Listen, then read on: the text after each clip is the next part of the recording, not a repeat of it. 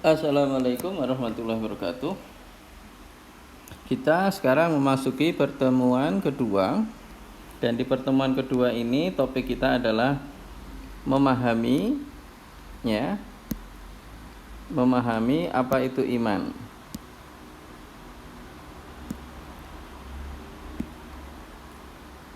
Apa itu iman? Takwa, gitu ya. Nah, di sana ada 4 sub. 1. Pengertian iman. 2. Argumentasi, ya. Bagaimana cara manusia itu kemudian yakin ada Tuhan, ya. Kemudian 3. Hubungan antara iman dan takwa. Yang keempat, esensi dan urgensi. Jadi esensi itu keutamaan, urgensi itu kepentingan. Visi ilahi, ya, visi ilahi untuk membangun dunia yang damai. Baik, kita membicarakan pengertian iman yang pertama. Pengertian iman. Pengertian iman dan takwa kita bicarakan yang pengertian iman dulu. Kalau kita membicarakan sering, ya, kita menggunakan kata-kata iman, ya. Saya beriman. Begitu. Apakah kemudian identik dengan saya percaya? Nah, di sini pada kesempatan ini saya membedakan istilah percaya dan iman. Ya. Misalnya, ya, di sini saya membawa HP. Nah, kemudian kamu melihat saya membawa HP. Kemudian saya akan bilang, ya, saya bawa HP. Dan kamu melihat saya membawa HP. Gitu. Waktu kamu melihat saya bawa HP dan saya tanya apakah saya bawa HP, jawabanmu ya. Karena apa? Jelas melihat saya membawa HP. Dengan mata melihat.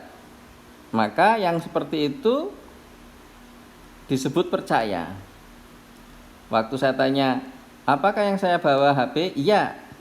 Apakah itu betul HP? Ya kamu percaya karena HP itu bisa saya pakai, bisa dipakai untuk WA-an tadi dengan PJ-nya misalnya begitu. Artinya pada saat kamu melihat saya bawa HP dan HP itu betul-betul bisa dipakai untuk telepon, untuk WA dan seterusnya, menunjukkan bahwa apa yang saya bawa itu benar-benar HP dan kamu percaya, begitu ya. Jadi dengan indrawi, ya, dengan indrawi mata, ya, kamu betul-betul bisa melihat, ya. Dengan mata betul-betul bisa melihat bahwasanya saya bawa HP. Begitu. Yang seperti ini disebut percaya, ya. Karena kepercayaan itu, katakanlah di sini saya percaya, itu bisa dibuktikan dan dibuktikannya bisa dengan indera atau dengan menggunakan alat bantu indera, gitu ya. Begitu. Contohnya lagi. Orang itu sakit tifus, begitu ya. Setelah orang itu sakit tifus, apa betul sakit tifus? Enggak ada itu apa penyebabnya tifus. Oh, ternyata kemudian diambil darahnya misalnya gitu ya. Dan ditemukan kuman tifus gitu ya, atau diambil isi pencernaannya kemudian ditemukan kuman tifus. Bisa dilihat dengan alat bantu yang disebut mikroskop. Yang seperti itu disebut percaya, bukan iman, begitu ya. Nah, jadi percaya berbeda dengan iman, gitu. Yang disebut iman, ya, tentu ya dikaitkan dengan sesuatu yang sifatnya gaib, begitu. Kemudian saya yang tadi bawa HP, yang kamu bisa lihat itu, HP itu kemudian saya masukkan ke dalam saku, begitu ya. Saya masukkan ke dalam saku baju. Sehingga kamu nggak bisa melihat dan tidak tampak, begitu. Tapi kamu tahu, tapi tadi saya memasukkan HP ke dalam saku baju saya. Kemudian saya tanya, gitu ya, di saku baju saya ada HP, ya. Di saku baju saya ada HP. Misalnya ada pertanyaan seperti ini. Apakah kamu percaya? Pertanyaannya kan begitu. Tapi sebelumnya kamu sudah tahu bahwa di saku baju saya tadi saya memasukkan HP. Tentu kamu percaya, begitu ya. Kenapa kok percaya? Ya tadi melihat HP itu saya masukkan ke dalam saku. Karena saya masukkan ke dalam saku, ya Tadi sudah dibuktikan. Jadi yang seperti ini bukan iman, ini masuk dalam konsep percaya. Begitu. Jadi kalau yang dikonsepkan dengan percaya, katakanlah kita bisa membuktikan ya secara langsung ya dengan melihat. Ya. Melihat tersebut bisa melihat peristiwa ya, bisa juga langsung melihat barangnya. Begitu. Ya. Nah, kalau iman bukan dengan kepercayaan, berbeda ya antara percaya dengan iman. Kalau iman itu mesti gaib. Di sana tidak ada peristiwa yang kemudian membuat dia sekedar katakanlah sudah melihat prosesnya, enggak melihat prosesnya. Begitu. Nah, identik dengan percaya seperti itu iman ya.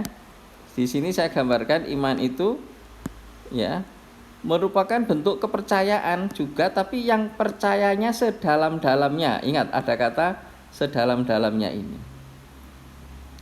Jadi tidak hanya sekedar percaya saja, tapi suatu kepercayaan yang sedalam-dalamnya. Kenapa kok ada sedalam-dalamnya? Karena di sana tidak ada keraguan-raguan, ya. Dan pembuktian kepercayaan itu tidak selalu hanya dengan indrawi saja, tapi melibatkan hati, begitu.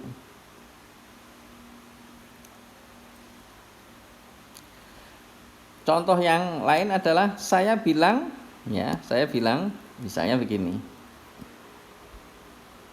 Kalau ya di kantong baju saya itu ada kunci ya.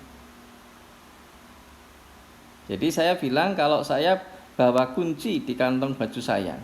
Kamu nggak melihat saya memasukkan kunci, nggak melihat. Begitu ya. Kemudian yang saya lakukan adalah bertanya pada Anda, apakah saya bawa kunci di kantong baju saya? Ya, gitu loh ya. Saya membuat pertanyaan begitu. Ya. Dan kamu tidak melihat peristiwa itu. Kamu tidak melihat. Maka apa yang terjadi? Ya kemungkinan kamu tidak percaya, gitu. Ataupun andaikan percaya karena sudah melihat saya gitu ya, maka kepercayaan itu tidak cukup ya, kepercayaannya kurang. Mungkin kepercayaan itu dilatar belakangi oleh kenapa? Oleh karena percaya ya bahwa dosen itu tidak bohong itu ya. Dosen tidak bohong. Jadi ketidakbohongannya itulah yang kemudian membuat kamu menjadi percaya. Tapi percayaan seperti ini belum terkategori iman, begitu ya. Oke, di sini masih ada ya bahwasanya keimanan berbeda dengan percaya. Begitu. Nah, ada contoh lagi ya. Saya punya sertifikat sebagai seorang penembak jitu. Begitu. Sertifikat itu kemudian saya perlihatkan kepada Anda semua. Ya. Anda mahasiswa, di sini ada 100 mahasiswa gitu ya. Melihat sertifikat saya sebagai ahli tembak atau penembak jitu. Sertifikat saya tertulis di sana sejauh 100 meter dan sertifikat itu ya sudah terverifikasi secara internasional, anggap aja begitu. Jadi kalau jarak itu nilainya ya kurang dari 100 meter atau kurang, maka pasti kena. Ya, tembakannya pasti kena. Gitu. Itu sertifikat itu sudah valid banget gitu ya. Tapi masyarakat di situ nggak tahu gitu ya. Apakah kemudian masyarakat itu percaya atau tidak? Kalau nggak percaya sekarang saya buktikan. Nah, bilang begitu ya. Dengan adanya sertifikat dan pengakuan orang tersebut, orang itu mengaku-ngaku bisa gitu ya. Ya, bisa menembak jitu dalam jarak 100 meter gitu ya. Tapi apakah orang percaya? Maka untuk membuktikan itu si penembak jitu tadi melakukan pembuktian, gitu ya. Oke. Ini terkait sertifikat tadi sudah tersertifikasi katakanlah itu oleh instansi yang resmi, ya, berkualitas, ya, diakui dunia katakanlah begitu ya. Oke. Kemudian dia ingin membuktikan. Nah, membuktikannya sekarang saya akan membuktikan kalau kalian nggak percaya begitu ya. Maka dibuatlah uji coba begitu ya. Di sini penembak.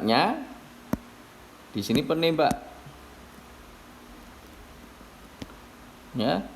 Kemudian penembaknya bilang, "Sekarang saya akan menembak buah apel yang mana buah apel ini saya taruh di kepala saudara." Wah, ini ada orang yang mau. Dan di sini ditaruh apel. Baik, sekarang saya tembak apel ini dalam jarak katakanlah 1 meter gitu ya. Dalam jarak 1 meter, ya anggap aja 100 orang itu percaya semua mau jadi relawan 100 meter. Maka kepercayaannya nilainya 1 atau 100% begitu. Kemudian diujilah salah seorang yang mau, kemudian ditaruh di kepalanya itu jeruk, kemudian ditembak. Wah gitu ya. Dalam jarak 1 meter kena, kemudian dapat hadiah misalnya berapa 100 juta gitu ya. Sekarang diperpanjang jaraknya 50 meter. Wah langsung 50 meter. Ternyata yang mau enggak 100 orang, hanya 20 orang ya. Dia hanya dipercaya oleh 0,2 orang ya, 0,2 nilainya 0,2 atau 20% saja yang percaya begitu. Artinya tingkat kepercayaannya turun ya. Kemudian salah satu orang yang percaya itu dipasangi lagi di atas kepalanya jeruk dan kemudian ditembak sama penembak. Oh kena. Wah dapat hadiah dia ya, 200 juta misalnya gitu. Sekarang jaraknya diperpanjang jadi 100 meter gitu ya. Ternyata yang percaya cuma 1 orang gitu ya, 1%. Kenapa kamu kok yakin mau jadi sukarelawan jarak? Ya saya yakin itu. Ya, kenapa kok yakin? Ya dia punya sertifikat begitu ya. Sertifikatnya sudah valid, nggak mungkin itu keliru ya. Nggak logis itu kalau dia bikin sertifikat sampai keluar orangnya nggak bisa itu ya, itu sudah badannya resmi. Nah seperti ini disebut iman ya, disebut iman begitu. Kenapa kok disebut iman? Ya karena kalau dia nggak mau resiko ya nggak berani, ditembaklah kemudian di situ ya dengan jarak 100 meter itu ya, ternyata bisa dapat dia 1 miliar gitu ya gitu. Kenapa? Karena iman, gitu ya. Di sini konsep imannya adalah iman pada sertifikat, padahal dia nggak tahu, ya. Pokoknya dengan adanya sertifikat itu percaya. Nah, dengan percaya ini yang sedalam-dalamnya, yang kemudian dia itu berisiko kalau nanti ditembak itu nggak kena jeruk ya dia bisa mati, tapi dia yakin nggak akan mati. Nah, ini yang disebut iman.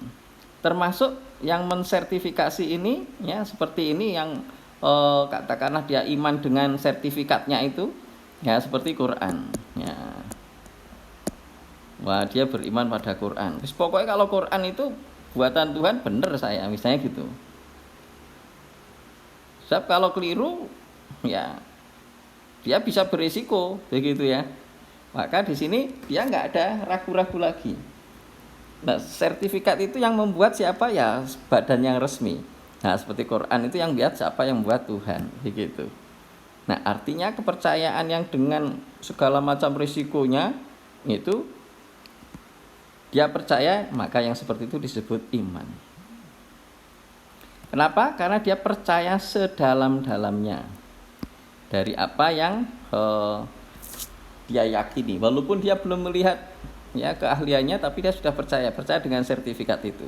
Sama percaya dengan kitab, katakanlah gitu. Artinya apa? Asli bahwasanya kitab itu benar-benar buatan Tuhan. Misalnya gitu ya, konsep percaya dengan iman berbeda sekali. Nah, seperti sertifikat itu seperti kitab itu. Maka kitab itu tadi, ya kalau instansi yang namanya yang menghasilkan sertifikat. Tapi kalau yang membuat Tuhan namanya kitab. Nah, percaya pada kitab isinya informasi-informasi terkait ciptaan Tuhan dan sebagainya. Nah, ini yang disebut iman. Cuma kalau instansi bisa kita lacak, ya. Tapi kalau Tuhan, ya tentu tidak bisa kita lihat, tidak bisa kita lacak. Kita hanya bisa melacak dari bukti-bukti bekas adanya kebesaran Tuhan mesti ciptaannya, gitu ya. Oke, yang demikian itulah yang disebut dengan iman. Nah, iman yang seperti ini merupakan iman yang merupakan amalan hati, ya belum nampak perilakunya, karena memang iman itu ada di dalam hati, gitu. Artinya di dalam hati bahwasanya tidak nampak keimanan itu dalam bentuk perilakunya, belum wujud, gitu ya. Tapi keimanan itu tidak hanya sekedar percaya, tapi percaya yang sedalam-dalamnya. Cuma kemudian kalau orang beriman tidak hanya sekedar percaya dalam hati sebagai sebuah amalan hati, ya. Sebagai amalan hati itu tidak bisa. Karena pembuktian dari amalan hati itu nanti ke perbuatan.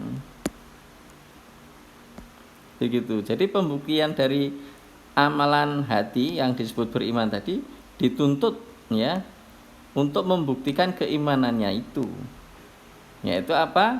Ya kemudian dia, ya nah ini kalau tadi kasus penembak situ, ya ditaruh di kepalanya itu jeruk, ya gitu. Kemudian ditembak, gitu ya. Setelah ditembak kemudian dia berani, ya percaya, karena percaya sedalam-dalamnya bukti iman, dan ternyata betul, gitu ya. Ternyata berhasil, gitu ya. Dan pada saat dia itu berani melakukan, berarti dia menunjukkan adanya keimanan dan menunjukkan adanya ketakwaan. Jadi ketakwaan di sini merupakan gambaran perilaku dari keyakinan yang dia miliki. Nah, jadi keimanan merupakan bentuk keyakinan hati, tapi ketakwaan itu mewujudkan keyakinan tersebut menjadi perilaku lahiriah, sudah diamalkan dalam bentuk lahiriah. Gitu ya. Jadi apa yang ada di dalam hati sesuai dengan apa yang ada di badannya. Ya, apa yang ada di dalam batinnya sesuai dengan apa yang dilahirkannya. Keimanan akan terbukti dalam bentuk amalannya. Nah, kalau sudah beramal, ini yang disebut dengan ketakwaan. Nah, bukti iman pada kitab, ya bukti iman pada kitab, misalnya sedekah, infak, gitu ya. Dijelaskan di dalam kitab itu bahwasanya itu perbuatan yang baik, begitu ya. Maka kalau di dalam kitab itu menginformasikan sedekah berbuat baik dengan keimanannya itu, maka dia akan mengamalkan. Orang yang sudah beramal itu ya mengamalkan keimanannya dalam bentuk perilaku yang disebut bertakwa. Baik, ini sesi pengertian tentang iman dan takwa. Terima kasih, selamat belajar.